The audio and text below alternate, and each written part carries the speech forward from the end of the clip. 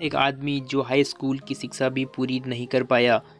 वह इतने गरीब परिवार से था कि खर्चा चलाने के लिए उसे अपनी किशोरावस्था से ही नाश्ते की रेहड़ी लगाने से लेकर पेट्रोल पंप में तेल भरने तक का काम करना पड़ा। ऐसे लड़के ने जब एक वृद्ध के तौर पर दुनिया को अलविदा कहा तो उनकी संपत्ति का मूल्य 62,000 करोड़ रुपए से भी ज़्यादा था। अगर आप अब भी इस शख्सियत को नहीं पहचान पा रहे हैं तो हम बता दें, यह हैं धीरूभाई अंबानी। एक ऐसा सफल चेहरा जिनके हर एक गरीब को उम्मीद दी कि सफल होने के लिए पैसा नहीं बल्कि नीयत चाहिए। सफलता उन्हीं को मिलती है जो उसके लिए जोखिम उठाते हैं। धीरूभाई ने बार बार साबित किया कि जोखिम लेना व्यवसाय का नहीं बल्कि आगे बढ़ने का मंत्र है। इनका जन्म 28 दिसंबर 1932 को गुजरात के जूनागढ़ के एक छोटे से गांव चोरवाड़ में हुआ। पिता गोवर्धन भाई अंबानी एक शिक्षक थे। माता जमुनाबेन एक सामान्य गृहिणी थी। धीरूभाई के 4 भाई बहन थे। इतने बड़े परिवार का लालन पोषण करना एक अध्यापक गोवर्धन भाई के लिए सरल काम नहीं था। एक समय ऐसा आया कि आर्थिक परेशानियों की वजह से धीरूभाई अंबानी को बीच में ही पढ़ाई छोड़नी पड़ी और उनकी स्कूली शिक्षा भी अधूरी रह गई। पिता की मदद करने के लिए धीरूभाई ने छोटे मोटे काम करना शुरू कर दिए।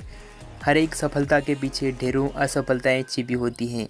यह उदाहरण धीरूभाई अंबानी पर एकदम सटीक बैठता है।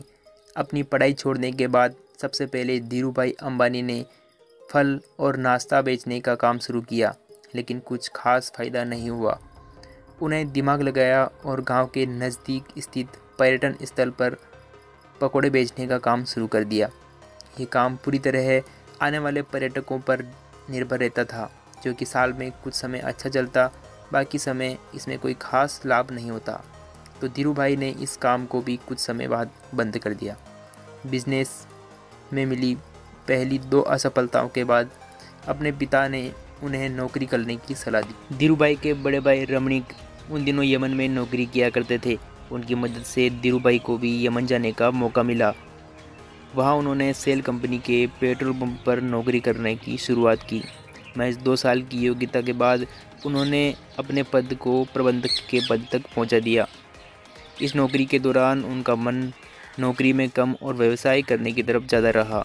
हमेशा यही सोचते थे कि एक सफल बिजनेसमैन किस तरीके से बना जाए।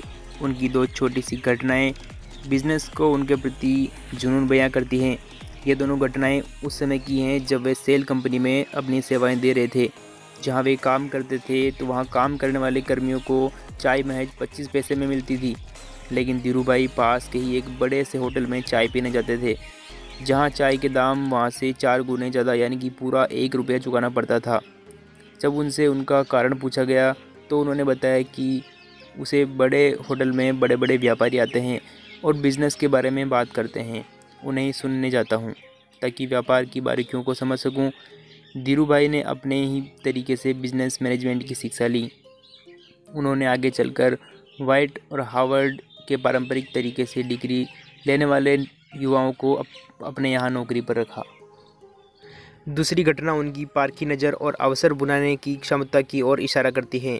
हुआ यूँ कि उन दिनों यमन में चांदी के सिक्कों का प्रचलन था। धीरूभाई को एहसास हुआ कि इन चांदी के सिक्कों का मूल्य साधारण सिक्कों के मूल्य से कई गुना ज़्यादा है और उन्होंने लंदन की एक कंपनी को इन सिक्कों को गलाकर आपूर्ति करना शुरू कर दिया। यमन की सरकार को जब इस बात का पता चला तो धीरूभाई मोटा मुनाफा कमा चुके थे। ये दोनों घटनाएं इशारा करती हैं कि धीरूभाई अंबानी के पास एक सफल बिजनेसमैन बनने के सारे गुण विद्यमान हैं। कुछ समस्याओं की वजह से कुछ समय बाद धीरूभाई को यमन छोड़ना पड़ा। ईश्वर ने एक सफल बिजनेसमैन बनने के लिए परिस्थितियां गढ़नी शुरू कर दी।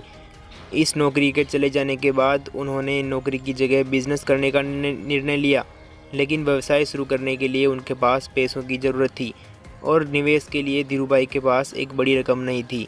इसलिए उन्होंने अपने मामा के साथ मसाले और शक्कर का व्यापार शुरू कर दिया। यहीं पर रिलायंस कमर्शियल कॉरपोरेशन की नींव बढ़ी। इसके बाद रिलायंस ने सूद के कारोबार में प्रवेश लिया। यहाँ भी सफलता ने धीरूभाई के कदम चूमे और जल्द ही बॉम्बे सूद संघ व्यापारी के कर्ता धर्ता बन गए। यह बिजनेस जोखिम से भरा हुआ था और उनके मामा जोखिम लेना पसंद नहीं करते थे, इसलिए जल्द ही दोनों के रास्ते अलग अलग हो गए। इसलिए रिलायंस पर कोई खास फर्क नहीं पड़ा और 1966 में रिलायंस टेक्सटाइल अस्तित्व में आया। लगातार बढ़ते बिजनेस के बीच उनका स्वास्थ्य खराब हुआ और 6 जुलाई 2002 को उनकी मृत्यु हो गई। मृत्यु के बाद उनके बड़े बेटे मुकेश अंबानी ने सारा कारोबार संभाला। इस वीडियो में बस इतना ही। इसी तरीके के दिलचस्प वीडियो के लिए आप हमारे चैनल को सब्सक्राइब कर सकते हैं। धन्यवाद।